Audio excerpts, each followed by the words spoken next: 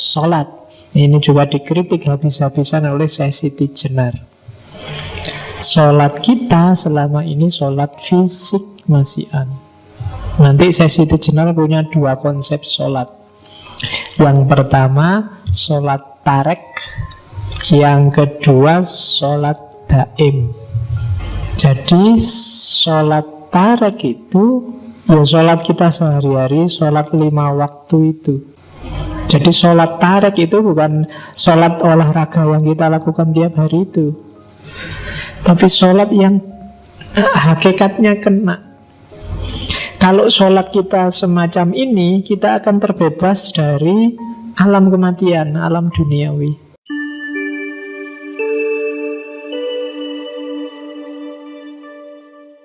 Oke, bismillah.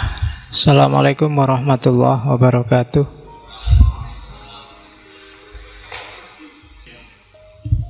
Bismillahirrahmanirrahim.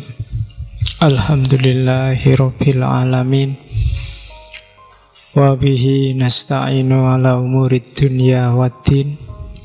Allahumma sholli wa sallim wa barik ala habibina wa syafi'ina sayyidina wa maulana Muhammadin wa ala alihi wa ashabihi wa ala manittaba'a huda ila yaumiddin. Amma ba'du. Bismillah, kita lanjutkan ngaji filsafat kita malam hari ini di sesi para syahid, para martir. Ajarannya Syekh Siti Jenar itu dikenal sebagai ajaran sasahidan. Satu akar kata sama syahadat. Jadi kesaksian yang tidak sekedar bersaksi tapi juga sadar akan hakikat dirinya, hakikat Tuhannya, hakikat kehidupan ini, hakikat alam semesta. Cuma syahadatnya agak kontroversial. Jadi ini kayak syahadat versi Al-Hallaj, syahadat versi Manunggaling Kawula Gusti. Jadi bayangkan itu kalimatnya. Yang ngerti Jawa mesti bisa merasakan dahsyatnya kalimat itu. Ingsun anekseni ing dat ingsun dhewe. Satuhune ora ana pangeran namung ingsun. Lan nekseni ingsun setuhune Muhammad iku utusan ingsun. Iya sejatine kang aran Allah iku badan ingsun. Rasul iku rasaning sun. Muhammad iku cahyaning sun. Ya ingsun kang eling tan kena ing lali. Ya ingsun kang langgeng ora kena owah gingsir ing kahanan jati. Yang nggak ngerti Jawa ada subtitlenya nggak di situ? Ya. Ya ingsun kang waskita ora kasamaran ing sawiji-wiji. Ya ingsun kang amurba wisesa, kang kuwasa wicaksana, ora kekurangan ing pangerti. Biar sampurna padang terawangan, ora krasa apa-apa, ora ana keton apa-apa. Mung ingsun kang nglimputi ing alam kabeh kalawan kodrat ingsun. Itu syahadatnya sasahidan. Sama sebenarnya penjelasannya ya agak mirip aja anak al-haqnya Al-Hallaj minggu lalu, karena sumber ilmunya mungkin sama. Jadi kalau Syekh Siti Jenar ngomong ingsun, itu nunjuknya bukan ingsun yang fisik aku yang ada ini, tapi ingsunnya itu ingsunnya Allah. Orang jadi salah paham karena ingsun di situ ditafsirkan Siti Jenar yang manusia. Padahal kalau pakai filsafatnya, hululnya Al-Hallaj kemarin, ingsunnya itu ingsun akunya Allah. Karena yang berhak bilang aku hanya Allah. Yang akunya pasti ada itu kan cuma Allah. Akuku ini kan nggak mesti ada. Akuku itu ada karena adanya akunya Allah. Akuku itu tidak sejati. Fisikku ini tidak ada gunanya kan. Kalau bagi Syekh Siti Jenar, fisik kita ini bangkai, mayat. Ketika ditinggalkan Allah, tidak ada orang mau menyentuh kita. Katanya Syekh Siti Jenar malah najis. Jadi fisik itu tidak ada ini. Jadi kalau dia bilang aku, bukan aku yang fisik ini, berarti aku yang rohani. Dan aku yang rohani itu wa nafakha fihi min ruhi, bagian dari ruhnya Allah. Jadi kalau saya bilang aku, pasti yang dirujuk bukan yang fisik ini. Wong ini cuma asalnya dari tanah, besok kembali ke tanah merah. Ya kan? Tapi aku yang rohani, dan akuku yang rohani itu hakikatnya adalah Allah. Kok kamu nggak nemu Allah dalam dirimu, berarti kamu sedang gelap. Ya kan? Nur Muhammad nggak mencapai dirimu.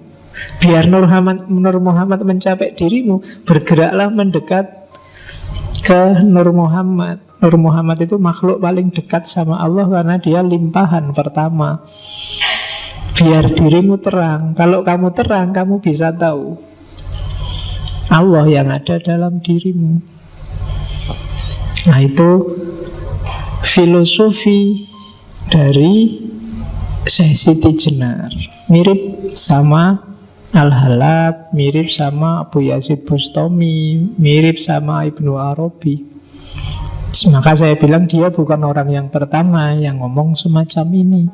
Bahkan para wali yang lain pun insya Allah ngerti ajaran ini. Cuma mungkin karena pertimbangan masyarakat muslim yang belum dewasa, yang hampir semua masih mu'alaf. Yo kayak Nabi Muhammad awal kan Islam ketika didakwahkan ke masyarakat Arab kan Islam yang sangat material. Lakukan ini pahalanya sekian, lakukan itu kan sebenarnya untuk mancing orang biar mau.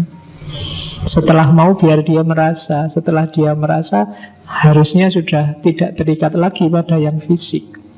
Nah itu maunya Syekh Siti Jenar dan kawan-kawan. Cuma para wali pertimbangannya mungkin dakwah. Oke, sehingga Syekh Siti Jenar dengan dukungan politik akhirnya harus dieksekusi. Merusak imannya masyarakat yang masih belum cerdas. Sama kayak Sokrates kemarin, sama kayak Al-Hallaj. Oke, jadi syahadatnya namanya syahadat syahsahidan. Ini bagi muslim yang syariat kaku, ini murtad luar biasa. Ya kan? Ini kafir mughaladzah ini sudah. Iya, sudah. Tidak bisa lagi ditolerir. Masa nganggap dirinya Tuhan, ya kan? Padahal kamu tidak sadar. Jangankan yang ini ya, ketika kamu merasa benar, ketika kamu merasa besar, ketika kamu merasa sombong, itu sebenarnya juga kamu sedang nganggap dirimu kayak Tuhan. Karena yang berhak sombong, berhak merasa selalu benar, itu hanya Allah. Kamu tidak punya hak. Kamu tidak ada apa-apanya. Pengetahuanmu tentang kebenaran itu karena diizinkan oleh Allah, dicahayai oleh pengetahuannya Allah. Al-ilmu nurun. Maka gak boleh kamu sombong sedikit pun. Ketika kamu sombong, kamu sedang mempertuhankan dirimu sendiri. Gak usah bilang anak al-haq. Sebenarnya ketika kamu merasa dirimu yang paling benar, itu kamu kayak Al-Hallaj yang bilang anak al-haq, akulah kebenaran.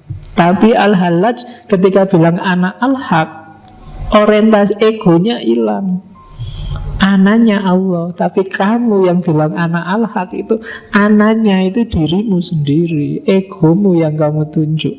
Dan yang kayak gitu, kayak minggu lalu kan di Al-Hajj, watakmu yang kayak gitu itu mirip Fir'aun.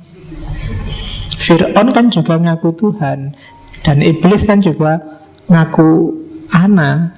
Ananya iblis dan ananya Fir'aun itu ana yang egois, dirinya sendiri. Itu kan debatnya Al-Hallaj sama iblis minggu lalu. Tapi ananya Al-Hallaj dan kawan-kawan bukan ana ini sudah hilang, sudah tidak ada lagi. Jadi maka hati-hati kamu yang tiap hari mengkafirkan orang kayak gini. Jangan-jangan kamu sendiri yang sebenarnya diam-diam bilang ana al-haq. Kamu sendiri yang sebenarnya merasa akulah yang paling benar, maka yang lain kafir, murtad, sesat. Oke, maka hati-hati ya. Jadi itu syahadat sah-syahidan. Terus ini kalimat saya potong ketika Syekh Siti Jenar debat sama para wali. Jadi ada banyak sekali argumen, ada banyak sekali tuduhan. Syekh Siti Jenar nggak telaten, terlalu banyak variasi tafsir. Terus dia mengkasih kata, marilah kita bicara yang terus terang. Ini tak terjemah bahasa Indonesia ya, kalau Jawa kayak tadi kamu pening. Ya, ingsun ini Allah, akulah Allah itu. Akulah yang disebut Prabu Satmata. Tidak ada lain yang bernama Allah. Saya menyampaikan ilmu tertinggi yang membahas ketunggalan. Ini bukan badan. Jadi aku itu yang tak maksud bukan badan ini. Selamanya bukan, karena badan itu tidak ada. Yang kita bicarakan ialah ilmu sejati. Dan untuk semua orang kita membuka tabir. Jadi ini setelah diskusi panjang dengan para wali, dia jengkel. Ya wis, yang bilang ingsun Allah, ya wis akulah Allah. Tapi aku bukan badan ini. Jadi yang sejati, yang Allah itu bukan badan ini. Ini wadak fisik. Jadi katanya Siti Jenar, ilmu ini nanti yang tak ungkap ke masyarakat, buka tabir. Jadi para wali ditantang, yang kayak gini salah nggak? Maksudnya gitu kan. Isinya yang diajarkan salah nggak? Itu kan mungkin maunya saya Siti Jenar. Lah kalau yang tak ajarkan benar, ngapain semua marah? Kecuali aku ngajarin yang salah. Kalau hanya salah, misalnya mereka itu orang awam, nggak nyampe, sombong sekali kita. Kamu merasa lebih tinggi, padahal yang diajarkan Siti Jenar pada santri-santri pengajiannya, manusia itu egaliter.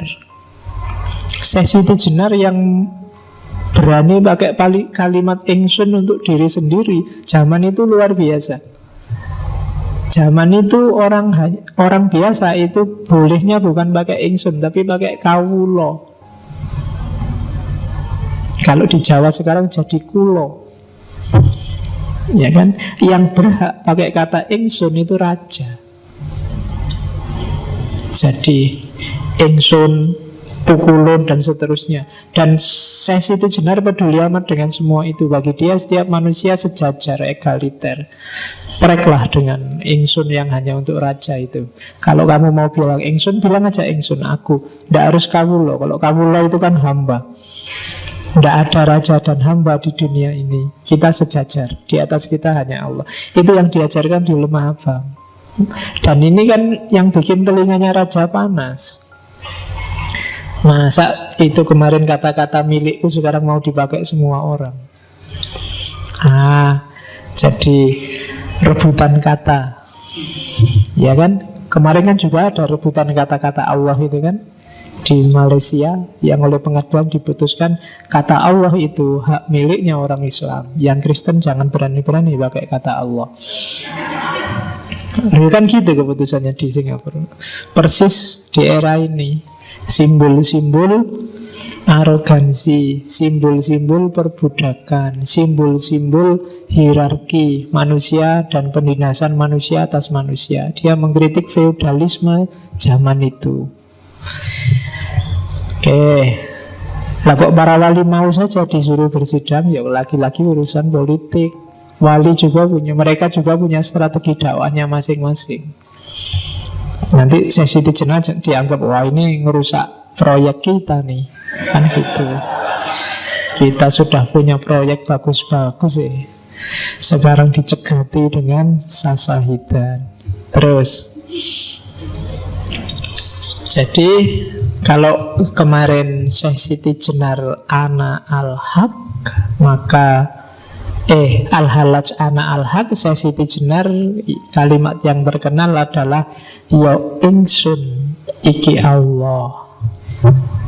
Argumennya apa? Ya persis kayak al-halaj kemarin.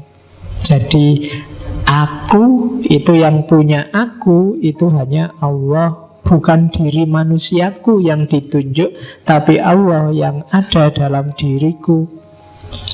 Kalau ada yang bantah, loh Allah kok ada dalam dirinya manusia? Terus kamu, terus Allah harusnya ada di mana? Kita kan yakin bahwa Allah itu muhit itu ada di mana-mana. Dia meliputi segala sesuatu. Jangankan dalam diri manusia, di setiap makhluk ciptaannya, di sana ada Allah. Kamu tidak akan berani bilang di sini ada Allah, enggak. Kamu bilang tidak ada juga susah, bilang ada juga susah. Itu loh Allah, itu loh, lihatin. Nah kamu kan nggak berani. Padahal kita punya pandangan bahwa innallaha bikulli syai'in muhit. Muhit itu meliputi segala sesuatu. Dunia ini ada di dalam Allah.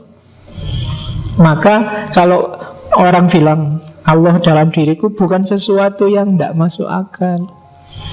Bahkan banyak sekali ayat yang mengisyaratkan ke sana. Ya termasuk tadi wa ana aqrabu ilaihi min hablil warid. Allah itu lebih dekat daripada urat nadi yang di leher ini. Berarti Allah lebih dekat padamu dibandingkan nyawamu sendiri. Sama nyawa kamu bisa putus, tapi sama Allah tidak bisa. Kan kalau ada orang mati, nyawanya putus sih. Kan ada yang gitu. Tapi sama Allah tidak bisa, karena Allah lebih dekat denganmu. Cuma kita nggak sadar.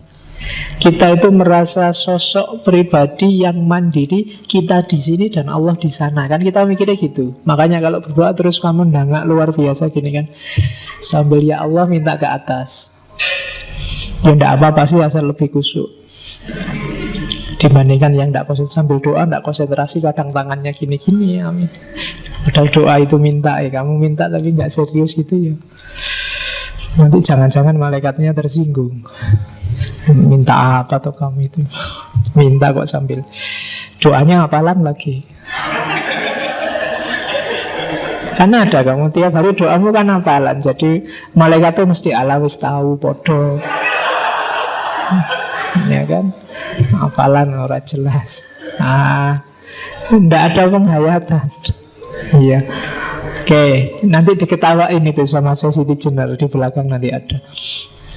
Jadi yo ingsun iki Allah. Dan memang kan ada hadits qudsi yang bilang di situ, ana kanzun mahfiyun fa uridu an u'rafa fa khalaqtul khalqa fabi arafuni. Jadi aku itu khazanah tersembunyi. Sebelum ada makhluk satupun, ya Allah nggak dikenal.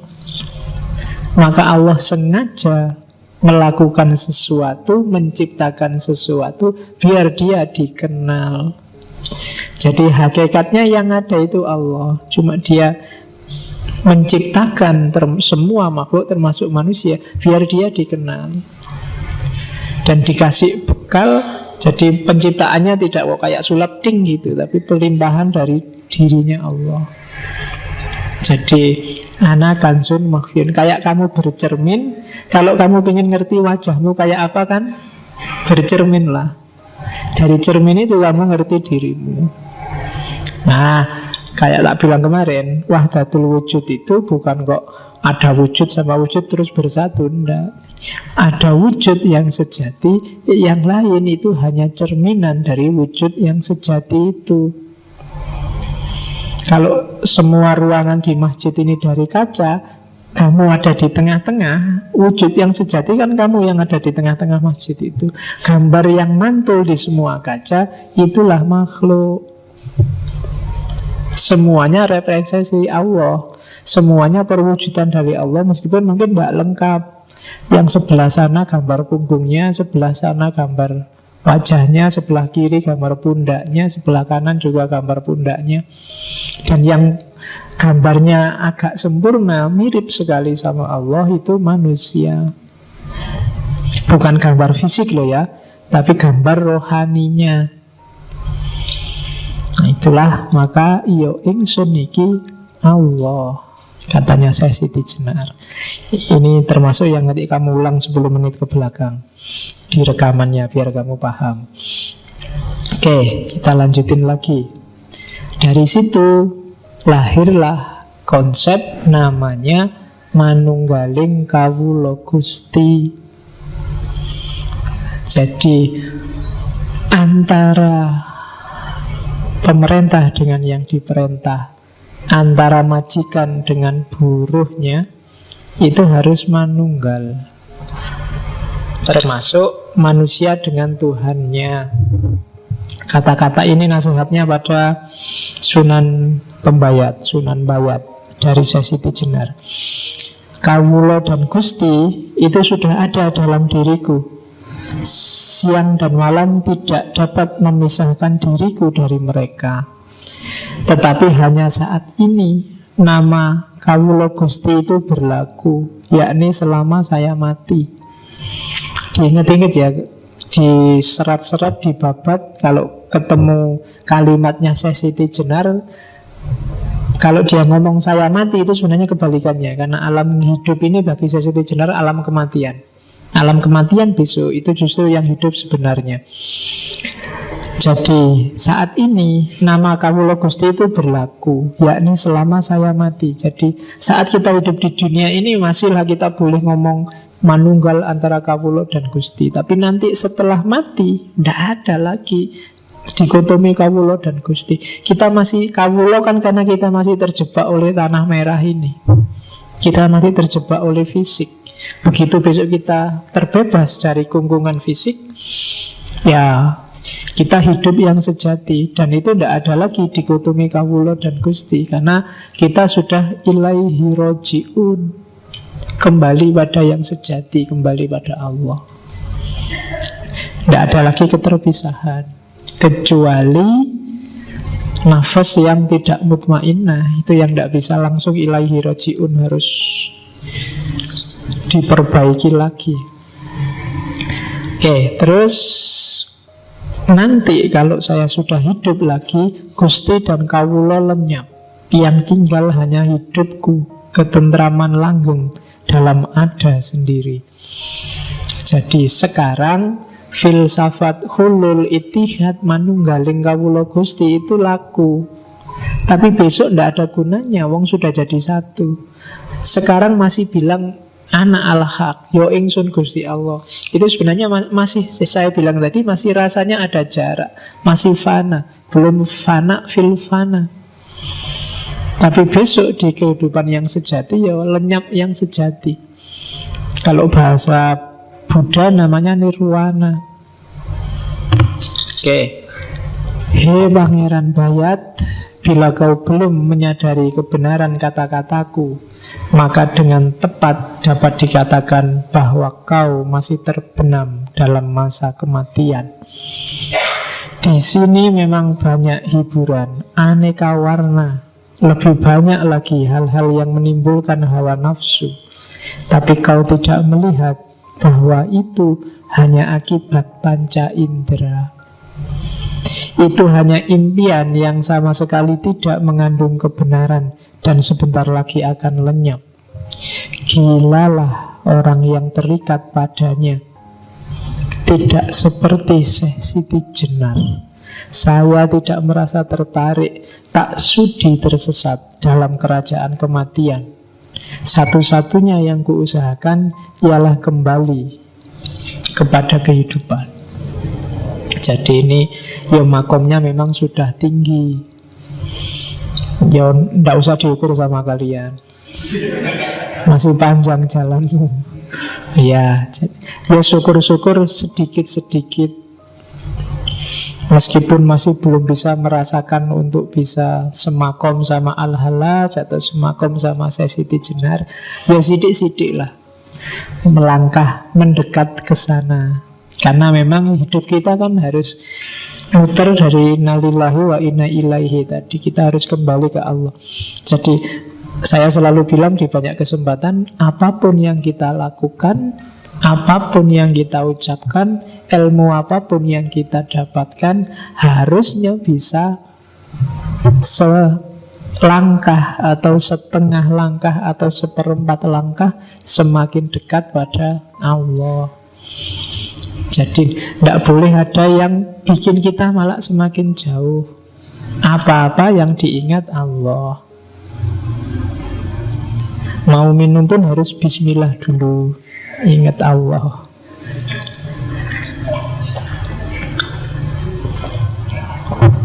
Jadi biarkan teh ini membawa kita sedikit lebih dekat pada Allah.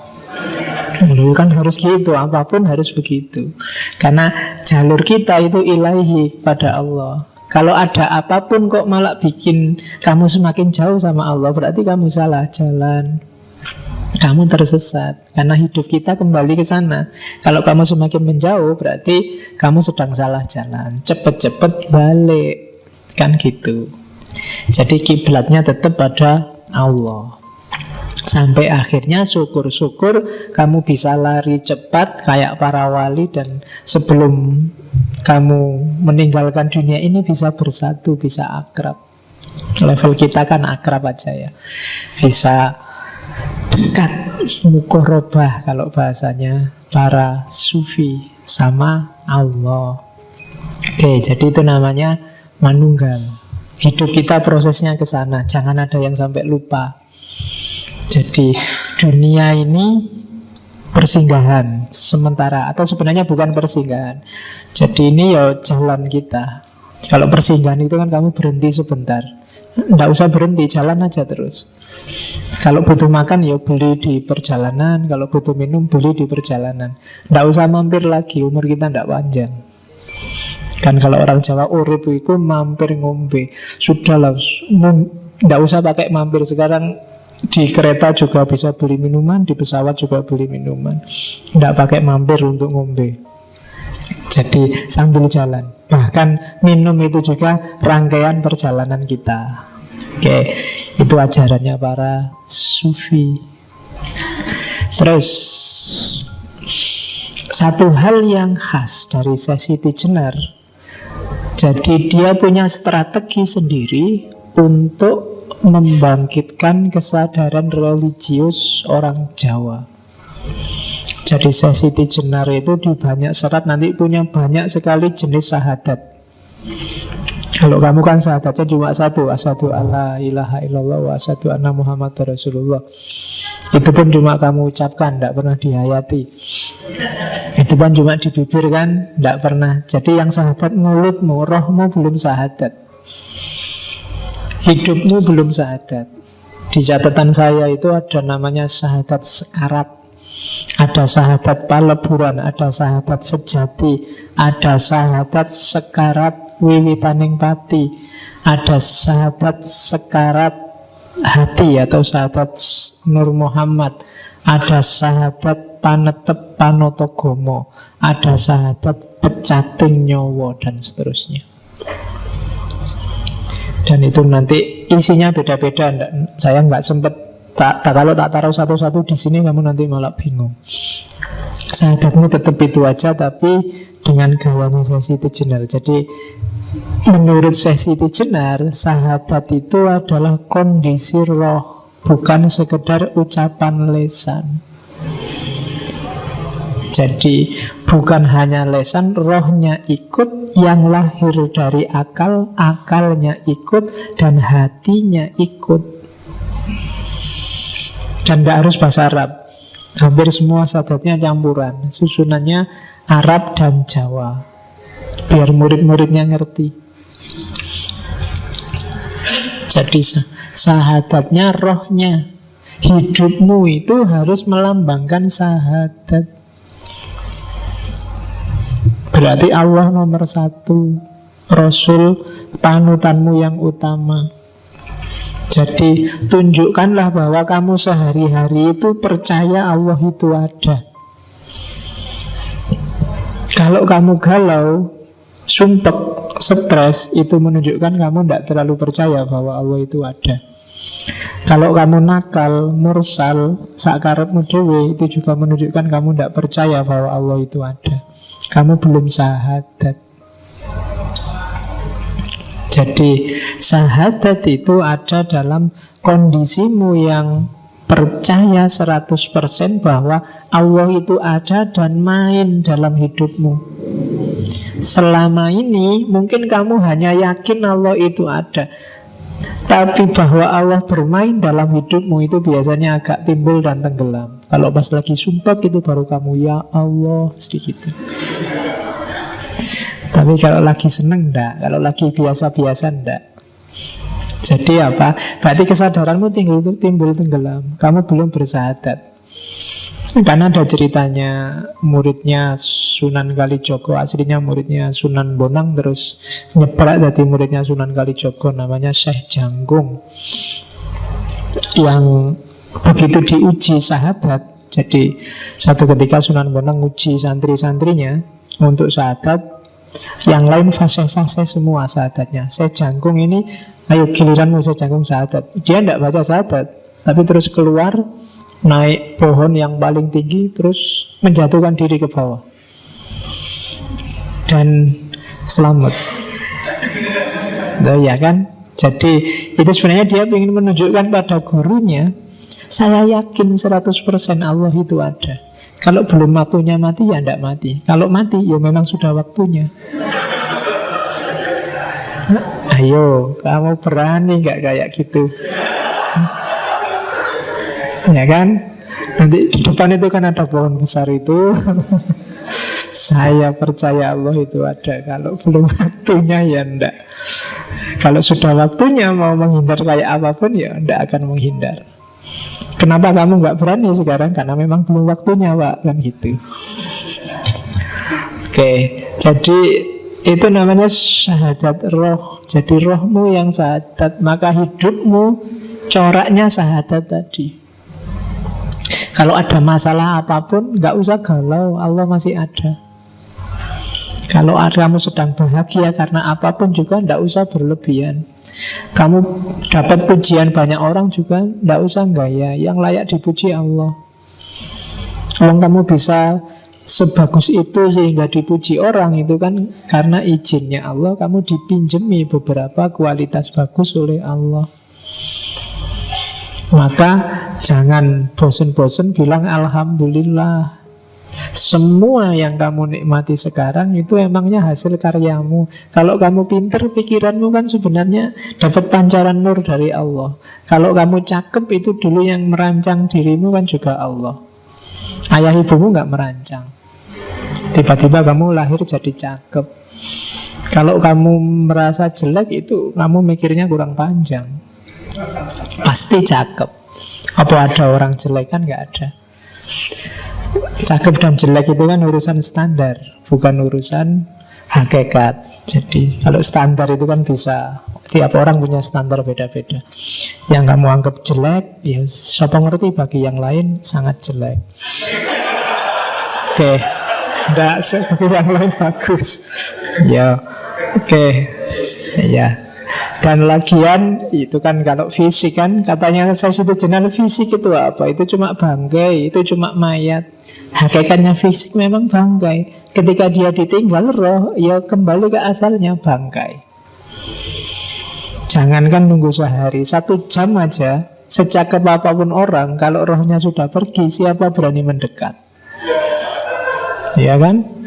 Wis sopo lah kuno yang kamu anggap paling cakep. Innalillahi pengumuman misalnya. Semalam aja lah kamu temani, wis terserah di kamar hotel paling mahal kayak gimana. Kalau mau. Itu menunjukkan bahwa hakikatnya fisik itu bangkai, kayak katanya Syekh Siti Jenar. Jadi syahadat, hidupmu harus bersahadat. Bahasa lainnya bertauhid. Allah harus nomor satu dalam hidupmu. Nanti hidupmu akan tenang. Kalau yang syahadat cuma mulutmu, ya tidak ada gunanya.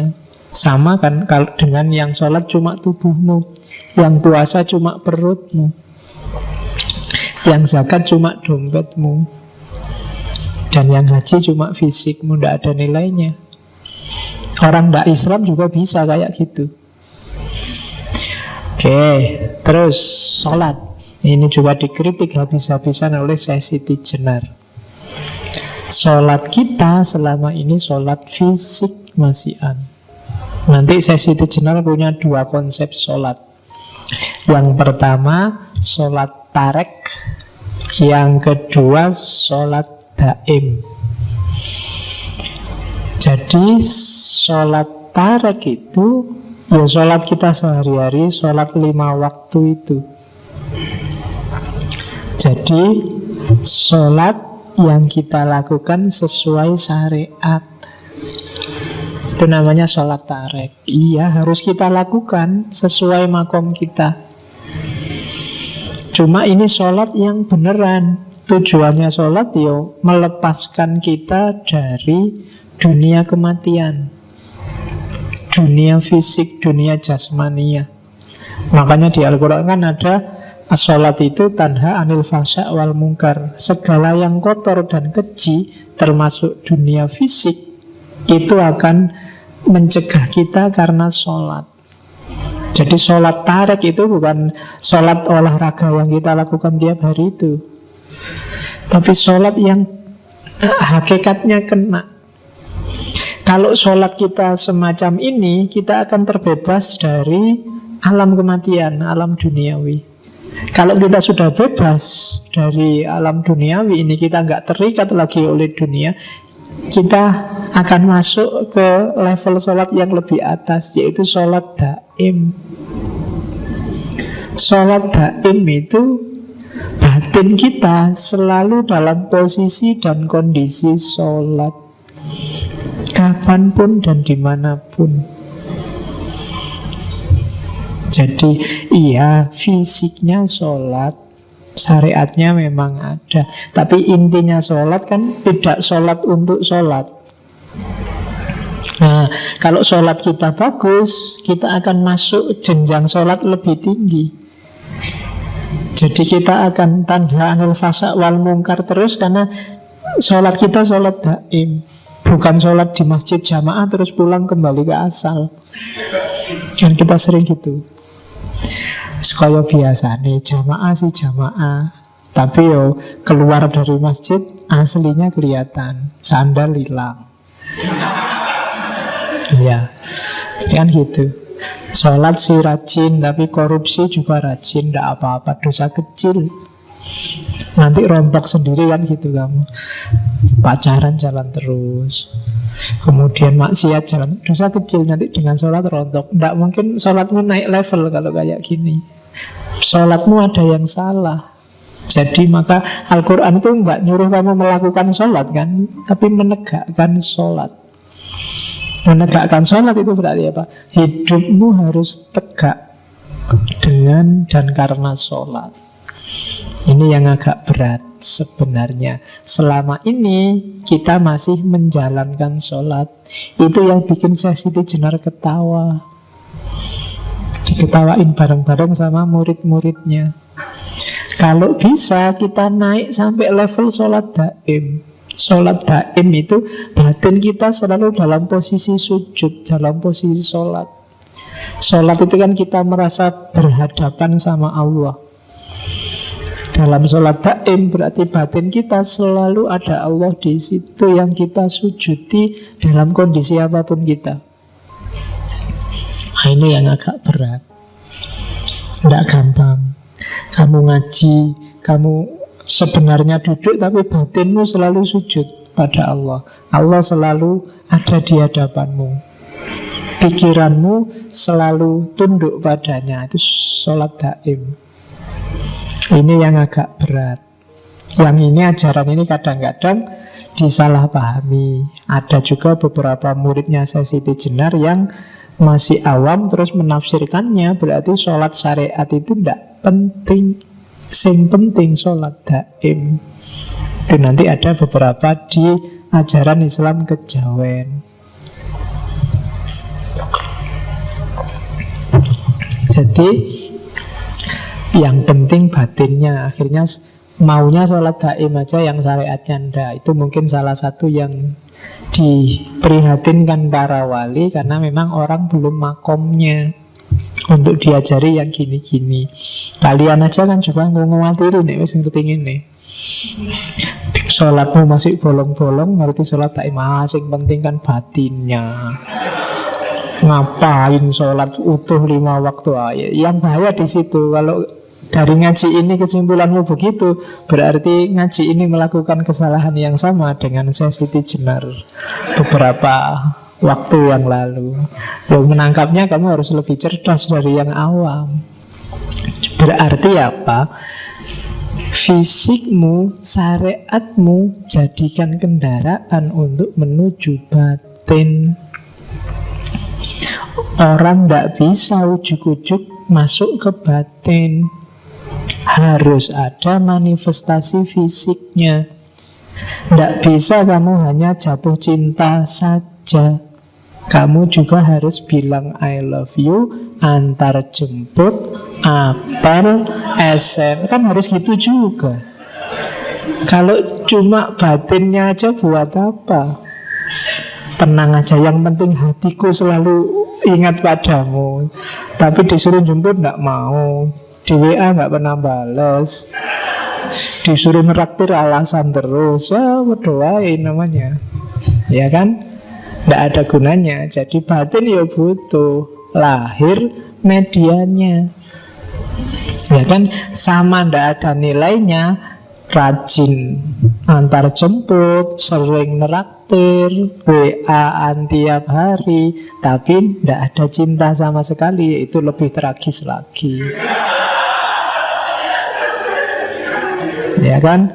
Sudah antar jemput tiap hari, terus kita temen aja ya.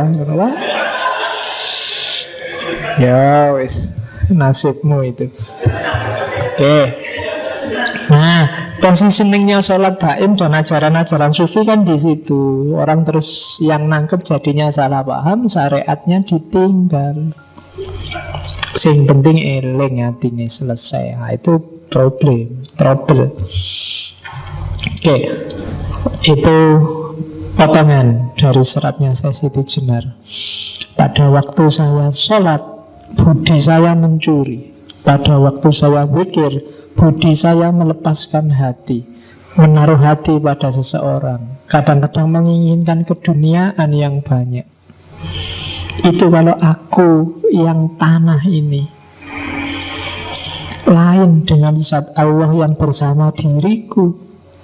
Nah, saya inilah yang maha suci, zat Maulana yang nyata, yang tidak dapat dipikirkan dan tidak dapat dibayangkan. Jadi sholat yang hanya fisik itu bisa jadi pada waktu saya sholat budi saya mencuri. Ya kayak tadi, sholatnya khusyuk tapi sandal hilang, kotak masjid kadang-kadang juga bisa hilang, ya kan?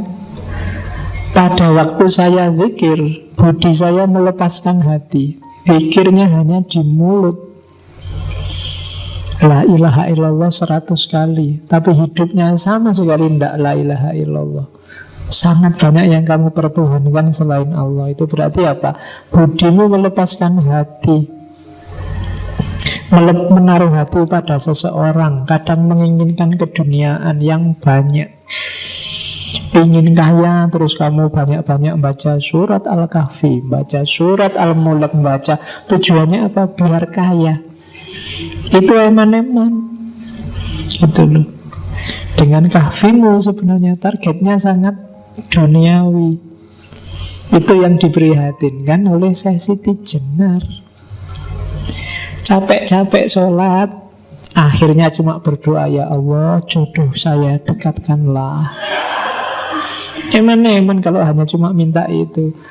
Allah bisa ngasih jauh lebih dahsyat dan lebih besar daripada itu. Itu yang dinasihatkan oleh Syekh Siti Jenar. Oke, kita tidak ngerti dari mana dan akan kemana, maka kita melenceng-melenceng jalurnya. Harusnya tetap ilahi, cuma Allah sudah ngasih banyak sekali kendaraan. Kalau kamu pengen ketemu aku pakai sholat, pengen hartamu bersih bisa dekat sama aku pakai zakat. Cuma kendaraan-kendaraan ini tidak kita pakai untuk jalan menuju Allah, tapi jalan menuju dunia. Itu yang diprihatinkan oleh Syekh Siti Jenar. Gimana agama kok jadi alat untuk dunia? Problemnya di situ. Sama juga puasa, zakat, haji. Itu ada kalimatnya panjang. Sahadat, sholat, dan puasa itu sesuatu yang tidak diinginkan. Jadi tidak perlu. Adapun zakat dan naik haji ke Mekah, itu semua omong kosong, palsu kabeh. Itu seluruhnya kedurjanaan budi, penipuan terhadap sesama manusia. Orang-orang dulu yang menuruti aulia karena diberi harapan surga di kelak kemudian hari, itu sesungguhnya keduanya orang yang tidak tahu, baik aulianya maupun orang-orangnya. Lain dengan saya, Siti Jenar.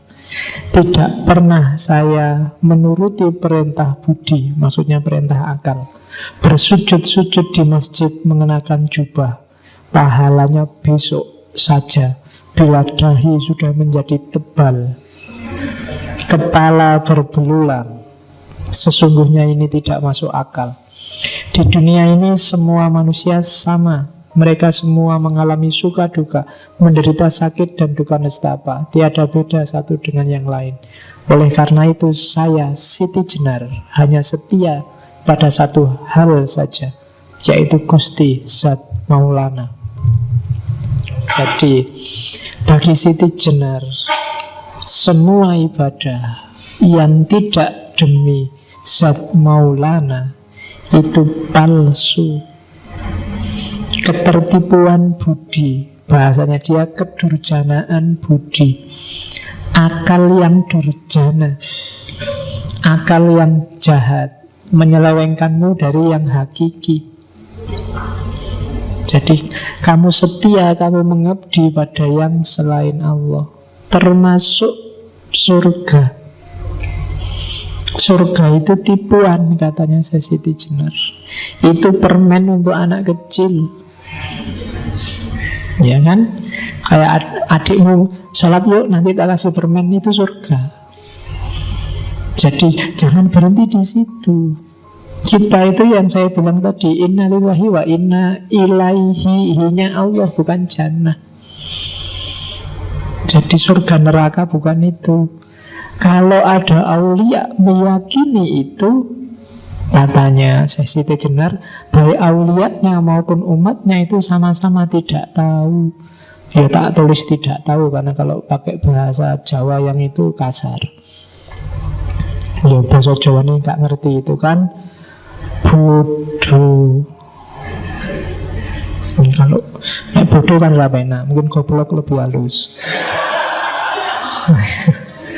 Ya, jadi Siti Jenar mengkritik itu. Jangan suka dengan yang kepalsuan deh. Emangnya Allah butuh sholatmu, butuh zakatmu, butuh hajimu? Kan enggak. Kamu yang butuh. Butuhnya untuk apa? Untuk mendekat ke Allah, menemukan kesejatian. Karena kesejatian hidup kita itu Allah. Begitu ketemu Allah, semua yang lain enggak penting lagi, termasuk dirimu sendiri. Maka kalau ada yang tanya, kamu di mana? Tidak ada. Yang ada hanya Allah. Makanya kan ada cerita waktu Sultan Trenggono ngirim utusan ke Pengging. Pengging itu tempatnya, pusatnya kajiannya Syekh Siti Jenar dengan muridnya. Syekh Siti Jenar dipanggil para wali dan sultan. Jawabannya Siti Jenar nggak ada, yang ada Allah. Besoknya lagi disuruh balik. Ya kalau gitu Allah dipanggil para wali. Datang lagi utusnya, Syekh, Allah dipanggil para wali. Jawabannya Siti Jenar, Allah nggak ada, yang ada Siti Jenar. Wali-wali stres pokoknya, susah Siti Jenar itu. Susah. Akhirnya ya wis lah, dipanggil semua. Allah dan Siti Jenar dipanggil ngadep para wali. Akhirnya menghadap. Ya, yo dari Pengging ke Demak, ya lumayan. Pengging itu kan di sekarang daerah sekitar Boyolali situ. Saya lupa daerah-daerah Banyudono situ, kecamatan situ. Itu dulu Pengging. Yang ada di situ muridnya Syekh Siti Jenar, Ki Ageng Pengging kedua, Pengging Anom. Kalau Pengging Sepuh itu putranya Brawijaya Pamungkas, Pangeran Handayaningrat, dikenal sebagai Ki Ageng Pengging Sepuh, yang waktu perang antara Demak dan Mojopahit dia tewas oleh Sunan Nguntung tadi. Sunan Nguntung itu putranya Syekh Ali Murtado, dan dia punya anak 3, Kebo Kenongo yang nomor 3, yang nomor 2 Kebo Kanigoro, yang nomor 1 perempuan. Yang Kebo Kenongo ini nanti yang jadi Ki Ageng Pengging Anom. Kakaknya Kebo Kanigoro itu meninggal ketika tirakatan di Gunung Merapi. Yang suka ceritanya Esa Mintarja, Nogo Sosro Sabu Inten, nanti akan banyak ketemu Kebo Kanigoro ini yang ngomong Joko Tingkir, Mas Karebet. Dan Kebo Kenongo Pengging Anom ini kan nanti yang punya anak Mas Karebet, Joko Tingkir dalam sejarahnya. Dan beliau juga nanti tewas mirip kayak gurunya. Jadi karena tidak mau dipanggil menghadap ke Demak. Oke. Terus itu sejarah sebenarnya. Yang selanjutnya, kehidupan. Bagi Syekh Siti Jenar, hidup ini hakikatnya mati, seperti saya bilang tadi. Jadi dibalik. Jadi hidup inilah kematian, dan justru setelah kita mati, itulah hidup yang sejati. Jadi maka manusia itu bangkai yang berjalan. Tidak usah terlalu kamu berarti urusan hidup dunia ini. Wong ini urusan mati kok. Tidak penting, kamu tidak harus galau hanya karena dunia. Tidak punya uang biasa, tidak punya pacar, apalagi. Tidak harus galau. Jadi ini dunia kematian, bukan dunia cahaya, bukan dunia kehidupan. Justru ini penjara bagi kita. Ruh kita terpenjara dalam fisik, sehingga terpaksa harus melayani yang jasmaniah dulu sebelum ketemu dengan kesejatian. Maka siapapun manusia yang membanggakan keduniaannya di level apapun, maka dia bodoh. Ini dunia gelap, dunia kematian. Oke. Dunia ini menggodamu, jangan sampai kamu tergoda. Jadi kehidupan sejati adanya besok setelah kita mati. Ini juga yang kadang-kadang oleh para santrinya Syekh Siti Jenar dipahami secara berbeda. Terus mereka akhirnya apa? Merindukan kematian. Tidak apa-apa sih kalau sekedar ingin segera mati. Beberapa ceritanya loh ya, saya tidak tahu pasnya. Beberapa akhirnya apa? Ada yang begal, ngerampok, biar ditangkep, dipukuli orang banyak terus mati. Alhamdulillah lepas dari dunia. Wah, ini apa tuh is? Cara memahaminya ya kena orang awam kan sok-sok gitu. Tenang aja, berarti dunia ini kan tidak penting kan kematian. Ayo kita sakar PDW, tidak apa-apa. Mati, Alhamdulillah kita ketemu kesejatian. Jadi orang memahaminya jadi salah. Padahal maunya kan pasti bukan ke situ. Maunya itu karena hidup ini kematian, maka kamu jangan jatuh cinta dengan hidup sekarang dan di sini. Siap-siaplah yang serius untuk hidupmu yang sejati besok. Jadi cari bekal sebanyak-banyaknya untuk hidup yang beneran. Ini kamu belum hidup sebenarnya. Kamu nggak sadar aja. Itu kan sama kayak Ghazali yang di salah satu kitabnya tiba-tiba bilang, akal itu tidak mesti lo ya. Jangan-jangan yang sekarang kamu anggap hidup tiba-tiba bukan. Buktinya apa? Mimpi.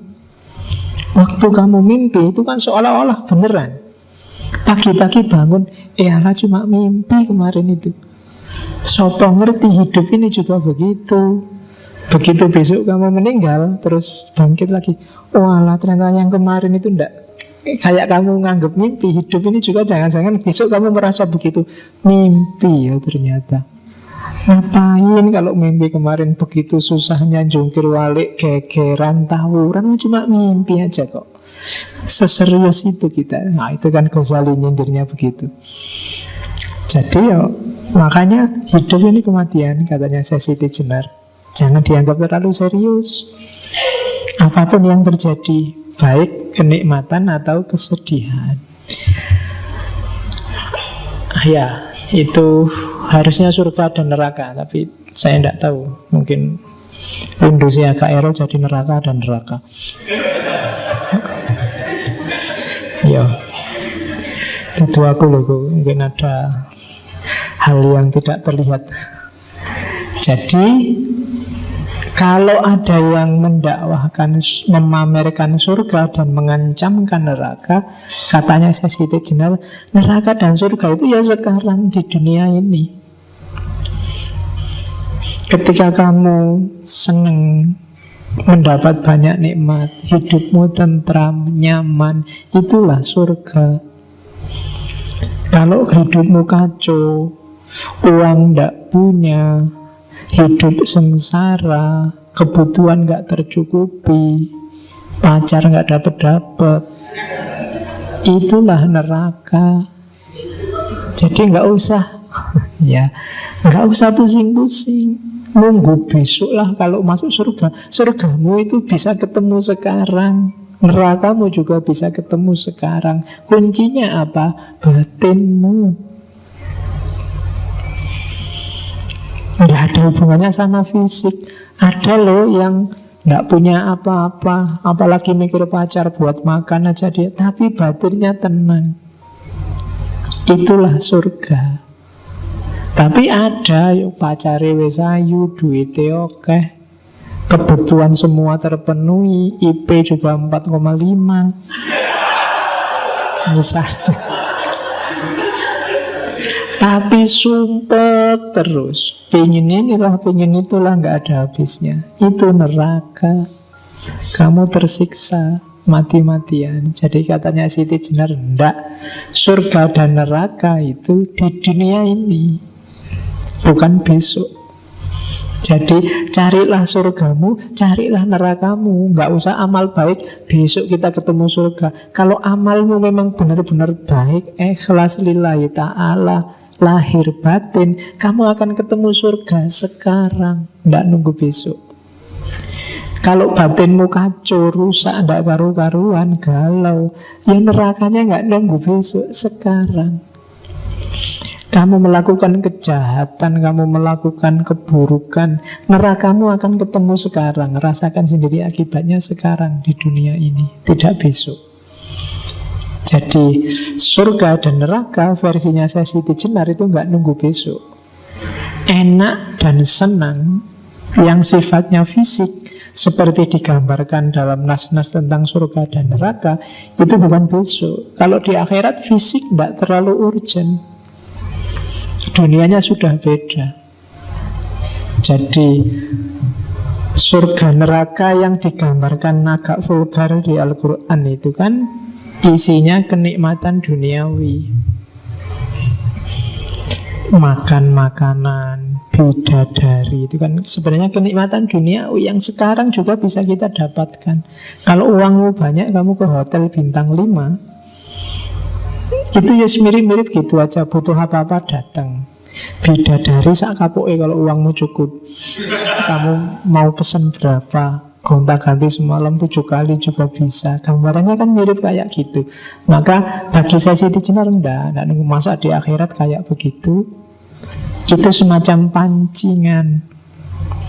Setiap muslim tetap rumusnya inna lillahi wa inna ilaihi, dari Allah menuju Allah.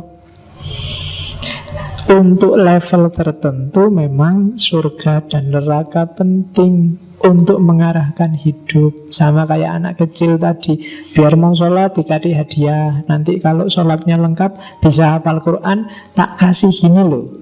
Itu kan untuk menarik mereka ke situ. Setelah di situ ya sudah, dia merasakan hakikatnya, kesejatiannya. Surga dan neraka nggak penting lagi. Kalau surga neraka dengan gambaran persis fisikal itu, sekarang kita juga bisa merasakan, nggak usah nunggu besok. Nah, itu tentang surga dan neraka.